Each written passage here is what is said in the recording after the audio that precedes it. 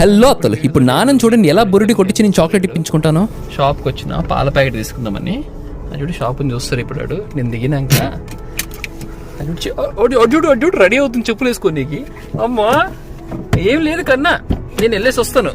చెప్పులు వేసేసుకుంటున్నాడు పాపం. నేను షాప్ ఇప్పుడు షాప్ పాల ప్యాకెట్ తీసుకొని లోపలికి వెళ్ళినాక వాడు ఎట్లా చేస్తాడు చూడు ఒకసారి. వాడు నేను షాప్లోకి వెళ్ళినప్పటి నుంచి విండో కిందకి దింపుకొని డాడీ డాడీ డాడీ అని పిలుస్తా ఉన్నాడంట. ఏంటి విహాన్ డోర్ తీసుకొని ఉన్నావు? ఏమైంది విహాన్? ఏం కావాలి విహాన్? ఏంటి ఏంటిది డాడీ? ఏంటి ఏం చెప్పు ఏం చెప్పు? వస్తున్నా ఆట వస్తున్నా. డాడీ డాడీ డాడీ అంటే తగులుతాడు. డాడీ డాడీ డాడీ డాడీ అంటేనే ఉంటాడు. ఇంకా నేను డోర్ తీసుకొని కూర్చుంటే నడపని చూడాడు బండి నడపనియాడు. ఇంటికి వెళ్దామా? ఏంటి విహాన్? ఏంటి ఏంటిది ఏంటి విహాన్?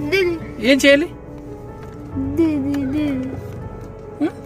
ఆపాలా? అది కార్ ఆపాలా? ఏం చేయాలి? డోర్ తీయాలంట. మళ్ళీ డోర్ తీపించిన అయినో ఈ కిడ్స్కి అసలు చాక్లెట్ పెట్టకూడదు, స్వీట్స్ అసలు పెట్టకూడదు. బట్ ఇంత స్వీట్గా ఆడితే పెట్టకుండా ఎలా ఉంటుంది చెప్పండి. అండ్ దట్ వాడు కమ్యూనికేట్ చేస్తూ ఉన్నాడు. ఇప్పుడు కూడా ఇప్పించలేదు అనుకోండి, నేను కమ్యూనికేట్ చేసిన లాభం లేదే అనుకోని ఒక అపోహకు గురవుతాడు. ట్రస్ట్ ఇష్యూస్ వస్తాయి. డైట్ ఇంపార్టెంటే, అట్ ద సేమ్ టైం ఇలా ట్రస్ట్ కూడా గెయిన్ చేసుకోవడం ఇంపార్టెంట్. ఇదే లాస్ట్, ఇంకా మళ్ళీ ఇప్పి అస్సలు నిందా అయితే లగెత్తు. షాప్కి వచ్చినంటే సార్ అంతే, daddy daddy daddy daddy daddy daddy daddy